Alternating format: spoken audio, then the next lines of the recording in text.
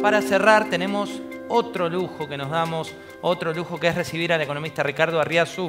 Ricardo, bienvenido. Por atrás, asoma, detrás del escenario.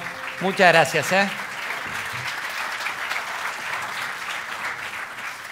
Y a ustedes que lo vivieron desde acá, les comparto ya Marcos Peña es tendencia a nivel nacional por lo que surgió temprano esta mañana, lo que fuimos conversando. Y ahora nos vamos a meter con la economía, ¿no? Esa ciencia que nos apasiona un poco. Nos causa problemas. No, bueno, y nos causa en 2018, ¿qué? ¿Cuál es el diagnóstico que tenemos hasta ahora? Yo creo que la mejor manera de describir 2018 es recordar nuestra conversación 2017.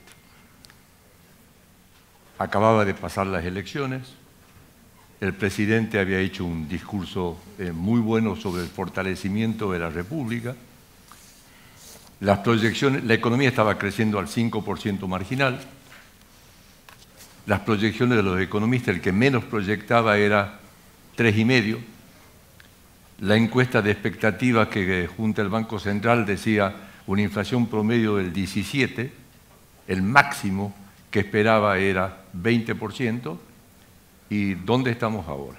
¿Se nos cayó la Argentina? Se cayó la Argentina. La pregunta es si es temporal o es algo de una crisis mucho más profunda. La inflación va a estar entre 45 y 47%, el tipo de cambio se duplicó, actividad económica va a caer entre 2,2 y 2,5%, descontento, las expectativas, digamos, de la confianza del consumidor cae, digamos. Entonces, la pregunta es tratar de explicar qué pasó. Básicamente yo diría, en realidad primero me preguntaría, ¿son tontos los economistas que hacen proyectos o proyecciones tan malas?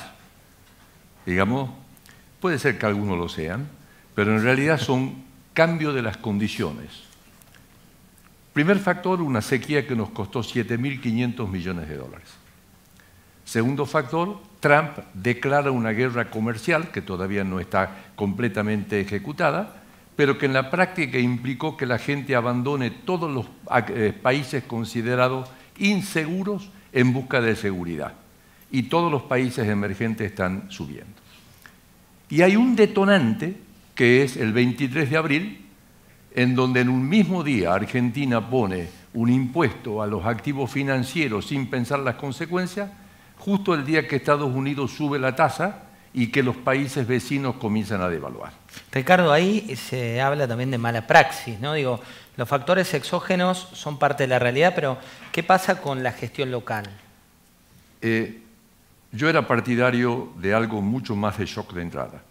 Desde el comienzo dije, el gradualismo no funciona, al cabo de 2 años va a haber un problema. Claramente, como dice Maquiavelo, o decía Maquiavelo, las noticias malas hay que darlas de entrada, el país necesitaba ajuste y en lugar de eso lo que decidimos hacer es que nadie sufra, endeudarnos, digamos, para que nadie sufra y comprar votos, con la esperanza que el crecimiento económico me iba a resolver el problema. Recién Pañi dijo el problema era la cuenta corriente. Para que ustedes tengan claro, la cuenta corriente en realidad es la diferencia entre los ingresos y los gastos de un país.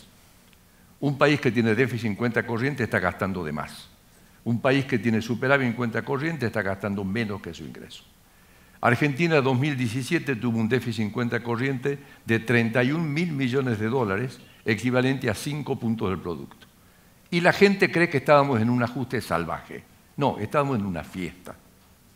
¿Okay? Pero la fiesta la compartían ¿quiénes? Porque digo... La fiesta la compartía un montón de gente que estuvo recibiendo beneficios. Digamos, está claro que el que aumentó las tarifas y tiene que pagar más las tarifas no tenía esa fiesta. Pero está claro que los 900.000 personas que agregamos al sistema jubilatorio y lo salimos a buscar, está claro que la reparación histórica, está claro que el hecho que el salario en dólares no bajara, digamos, y que no corrigiéramos 10 años de un boom de consumo y una burbuja de consumo, digamos, eso está claro, esa era la fiesta. ¿Y por qué la Argentina siempre va en un péndulo? Digo, del boom perdón. de consumo al desplome absoluto. Argentina tiene siempre exactamente el mismo problema. Es gastador alcohólico, gasta de más. Siempre. Para gastar de más, alguien me tiene que prestar. Generalmente es o porque tenemos los mejores precios y el mundo dice, ah, este es bueno, o porque en el mundo sobra plata, o porque soy rubio de ojos azules. Y generalmente al cabo de un tiempo el acreedor dice, este no me va a pagar. Sale corriendo y al salir corriendo es como ustedes en la casa con la tarjeta de crédito. No pueden gastar lo que no tienen y además pretenden cobrar. Todas, absolutamente todas las crisis argentinas son exactamente igual. Ricardo, esa etapa pasó, la de la plata que llegaba más dulce, no como la plata dulce. Hasta abril. Hasta abril. Hasta abril, ahí comenzó a caer la economía. Y ahí empezamos, le fuimos a tocar la puerta.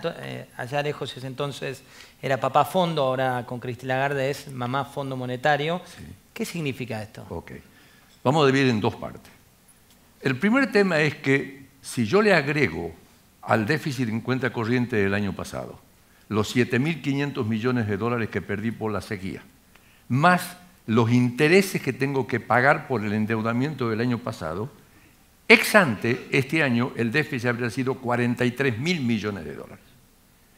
Como nadie me va a prestar 43.000 millones de dólares, en realidad me quisieron prestar cero, el resultado es de que el ajuste lo hizo el mercado, no lo hizo ni el gobierno ni el fondo. Es igual que ustedes en la familia.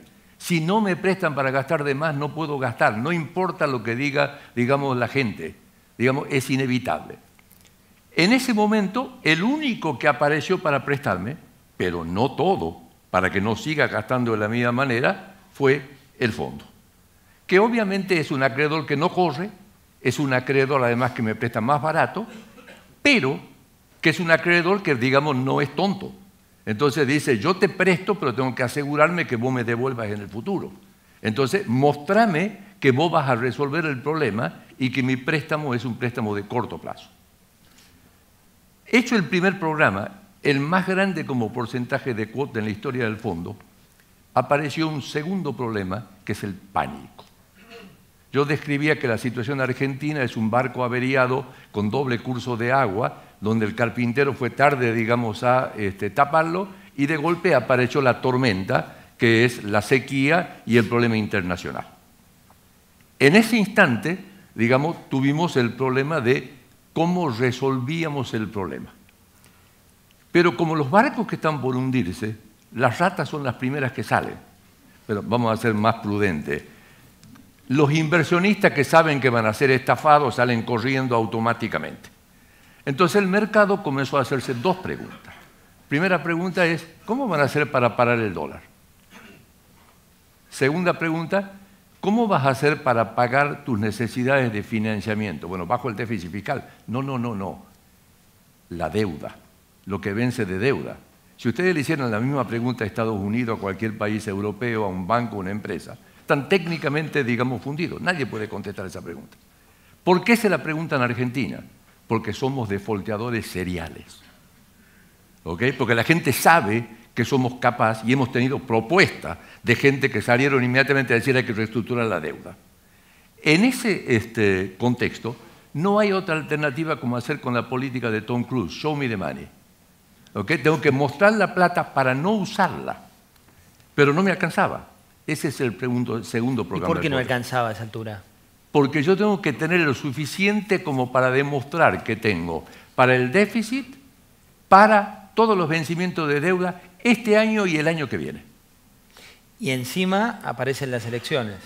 No, las elecciones es un problema de si voy a cumplir o no, porque en el programa argentino está la idea de que voy a tener un déficit primario cero. ¿Es cumplible? Con las dos medidas que tomaron es absolutamente cumplible. La primera es el peor de los impuestos que se puede poner, que es el impuesto a las exportaciones. Es el peor. Sin embargo, había un viejo profesor de economía brillante que decía, cuando hay una crisis yo tiro con una escopeta con perdigones y agarro donde puedo. Después me ocupo de la eficiencia y la eficacia. Ese es un impuesto que va a dar unos 6.600 millones de dólares en 1,5 puntos del producto. La segunda parte de la estrategia del gobierno es no voy a hacer ningún gasto por cuenta de las provincias. Todo lo que estoy haciendo por cuenta de las provincias, quiero aclarar que las provincias están en superávit. Por arte de magia están en superávit las provincias, incluyendo intereses. Entonces lo que dice el gobierno es, yo no voy a hacer, digamos, gasto tuyo. Si lo querés hacer, si querés hacer cloacas, si querés hacer, lo haces vos con tu plata. ¿Ok? Ahora, ¿qué pasa? Uno prueba eso y dice, ¿y el 2020? Entonces uno muestra, digamos, el 2020 porque depende de las renovaciones del ETE. ¿Y el 2021? Está claro que el mundo no nos tiene confianza.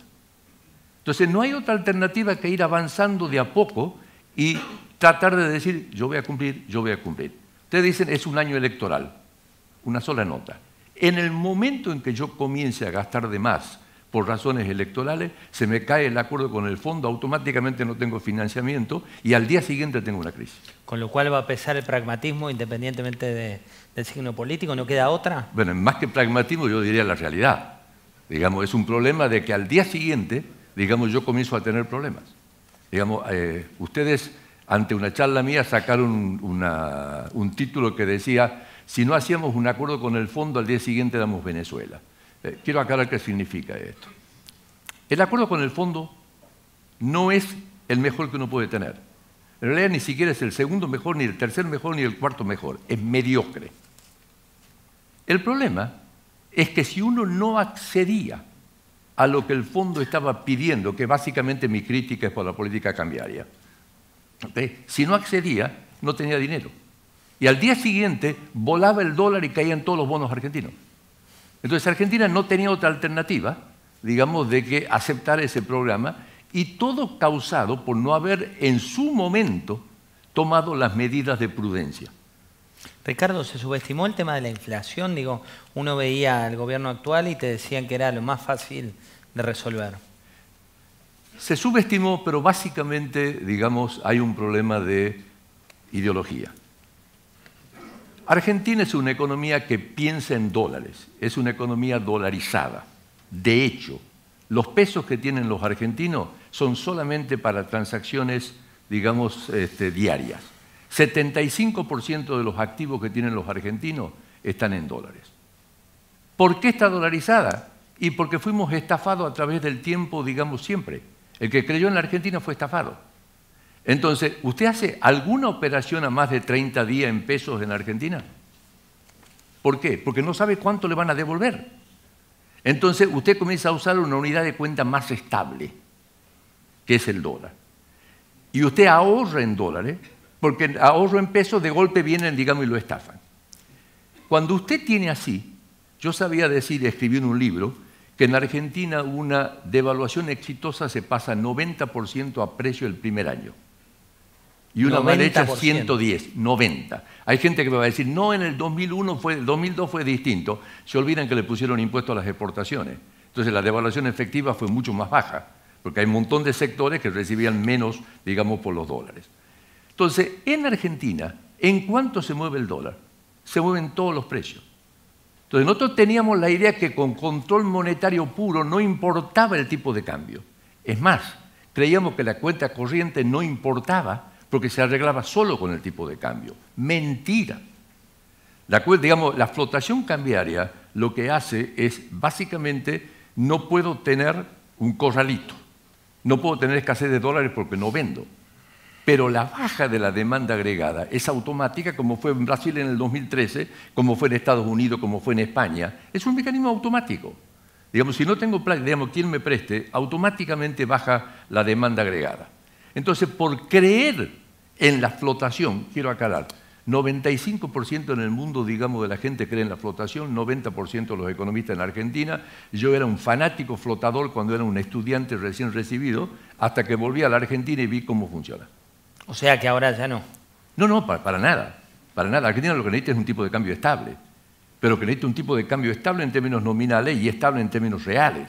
Y para eso no tiene que haber déficit fiscal y tenemos que manejar el gasto de tal manera que no haya desequilibrios en cuenta corriente. Eso es lo que es una política económica prudente y razonable. No hablamos de una nueva convertibilidad. A ver, si el argentino piensa en dólares, en realidad el esquema ideal sería que Argentina no tenga moneda, como era en el siglo XX y XIX. Pero esto es imposible. La gente ahorra en dólares y en las encuestas dice 80% estoy en contra de la dolarización. ¿Ok?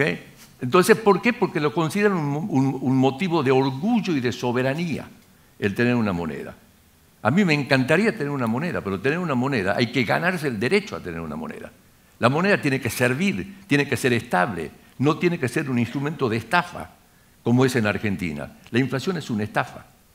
Entonces, Israel era algo muy parecido. Dolarizó la economía y le duró 6 horas, porque políticamente no la pudo aguantar. Y después tuvo que tener 10, 15 años de trabajo hasta estabilizar, digamos, la economía. Bueno, Argentina no va a poder pasar ni a dolarización ni a convertibilidad. Va a tener que tener un tipo de cambio flotante que se maneje en forma estable. Ricardo, hablemos de personas que son tan importantes en la economía. En su momento se le eligió a Sturzenegger por un costado más académico, después se fue a Luis Caputo por su costado más de mesa de dinero y oler la sangre. Ahora estamos con Ido Sanleris al frente del Central. ¿Cuánto hubo de mala praxis ahí? ¿Cuánto hubo de error de elección? ¿Cuánto juega el Central? Usted se da cuenta que lo último que voy a hacer es opinar de colegas. Digamos, sería una falta de respeto. Digamos, básicamente, digamos, hay que verlo en términos de política. El primer equipo recibió una herencia pesada, tuvo éxitos y tuvo fracasos. Por ejemplo, eliminar el corralito fue un éxito. Digamos, el tema con los holdouts fue un éxito. El haber comenzado a restaurar los precios relativos fue un éxito. Haber subido el déficit fiscal, escuchen bien, no es bajarlo poco, haberlo subido el déficit fiscal. O haber dejado que bajo la idea de flotación el tipo de cambio se revalúe y de golpe suba, eso es un fracaso. En Argentina, en el mes de agosto, con 18 millones de dólares, el tipo de cambio se fue de poco más de 30 a cerca de 40 por no haber intervención del otro lado. Todo bajo la sacrosanta flotación. Y pusimos en riesgo la estabilidad institucional del país. Vamos ahora. Yo a Duhovne lo juzgo puramente por los números. El déficit fiscal lo redujo a menos de la mitad y él puso la meta al 0. Y está tomando las medidas. No será una persona, digamos, elocuente, que todo el mundo esté hablando qué brillante que es. A mí no me interesa. Yo voy a ver los números y todos los meses voy viendo los números y él está haciendo su tarea. Por lo tanto, me levanto, lo saludo, digamos, y digo, buena tarea. El equipo del Banco Central actual entiende mucho más que Argentina es una economía dolarizada. Pero lamentablemente el fondo no lo deja intervenir. Le puso esas bandas famosas para que en el medio haya flotación. En términos prácticos lo que significa es, mi plata no la usás para defender la moneda, mi plata la usás para defender los bonos y cubrir tus necesidades fiscales. Es decir, el argentino que se embrome, digamos, y el de afuera que compró, digamos, está protegido. Pero luego me pone bandas, pero que son bandas puramente indicativas. Si toca la banda superior podrás vender 150 millones de dólares en una licitación al precio que resulte de una licitación. Entonces creíamos que si tocaba la banda inferior iba a poder comprar y emitir como contrapartida. No, la letra chica dice, y si toca la banda inferior podrás comprar 150 millones, no estarás obligado y, digamos, al precio que resulte de eso. Eso es lo mismo que decir que no hay bandas. ¿Okay? Entonces, el Banco Central no tiene otra alternativa que jugar con la única variable que le queda, que es la variable monetaria. Es decir, ustedes saben que el mercado cambiario es un intercambio de pesos por dólares.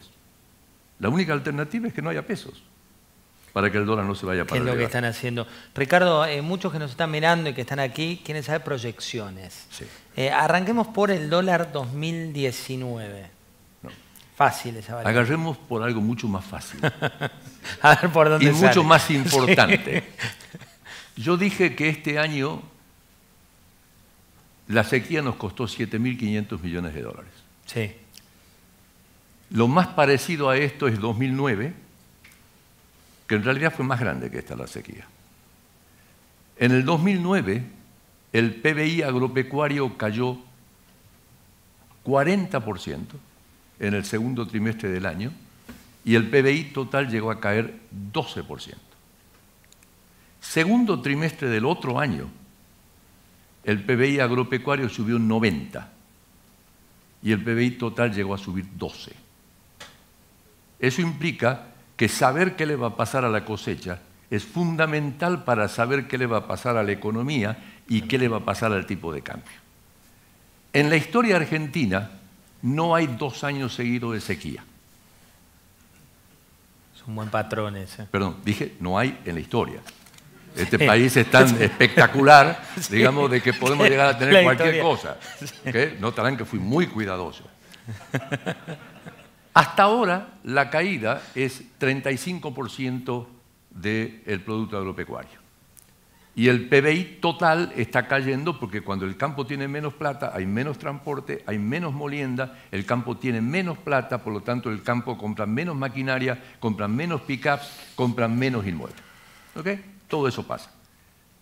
Si nosotros tomáramos solamente este factor, el año que viene, digamos, en el segundo trimestre la economía, por este factor nada más, crecería 4%. Interesante porque es justo el momento de las elecciones de las primarias.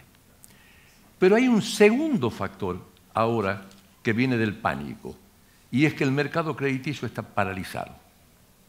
Ustedes saben que ustedes para aumentar la cantidad de depósitos tienen que dejar de gastar. Por lo tanto, depósito contrae. Nosotros tuvimos el milagro que en esta crisis no hubo corrida. Corrida de depósito. No hubo corrida. No hubo corrida directamente. Fueron los extranjeros los que se fueron, no los argentinos. Y se fueron de Levax, no se fueron de depósito. Pero crédito está creciendo 0. Y crédito es lo que expande la demanda.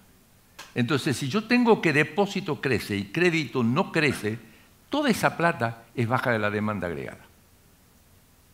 El gran desafío es si vamos a ser capaces de cambiar eso.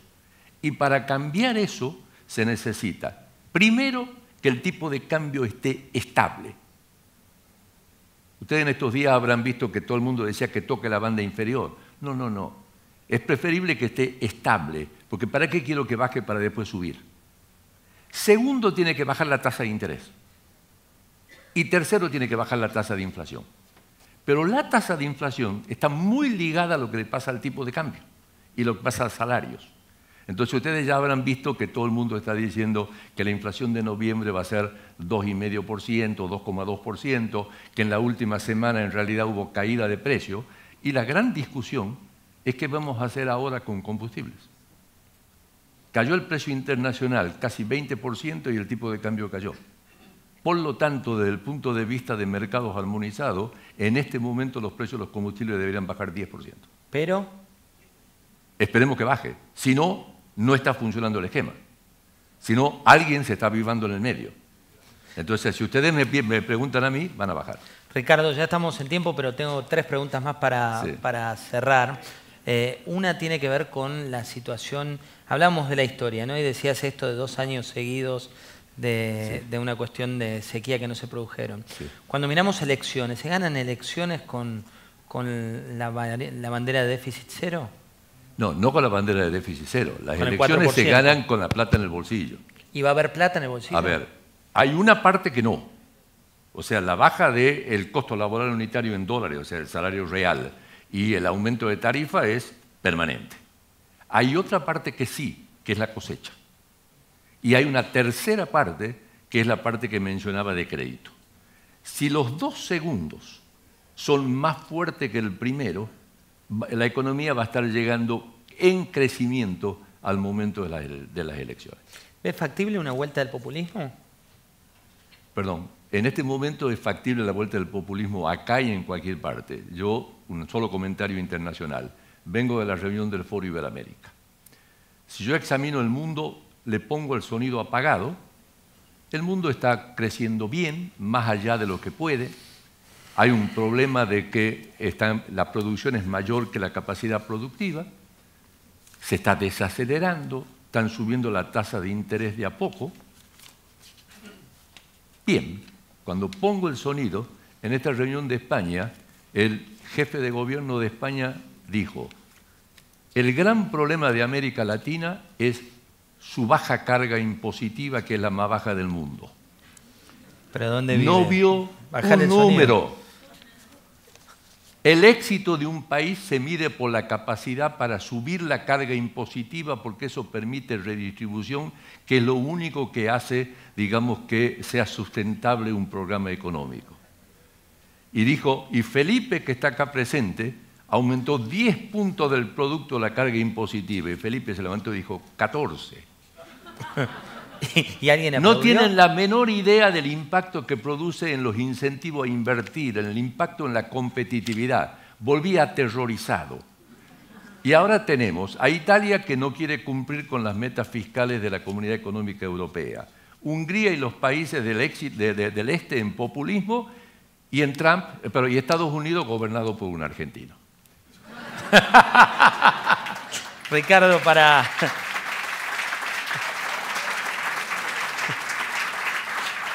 para cerrar, ¿cuál es el optimismo, la luz optimista que podemos llevarnos? Digo, hay que almorzar, hay que digerir el almuerzo ahora y queremos una luz. Si hubiera una luz en el mercado argentino para quedar un poco Pastor Evandro, una luz al final del túnel, como dice acá. El gran problema es, ustedes conocen el viejo chiste, que cuando Dios comenzó a repartir todos los recursos, digamos, en el mundo, le dio tanto a Argentina que todo el resto fue a protestar. Y Dios le dijo, espera que ponga los argentinos. ¿Okay? Digamos, tenemos de todo. Argentina entre 1870 y 1920 pasó a ser de 50% de ingreso per cápita, más grande que el promedio mundial, a 2,5 veces, sexta potencia en el mundo. Tenemos minería, tenemos campo, tenemos energía, tenemos gente sofisticada. Lo que tenemos es una total falta de sentido común, digamos, y un esquema en donde todo está basado en el rentismo. ¿Qué me das? Hemos recorrido durante esta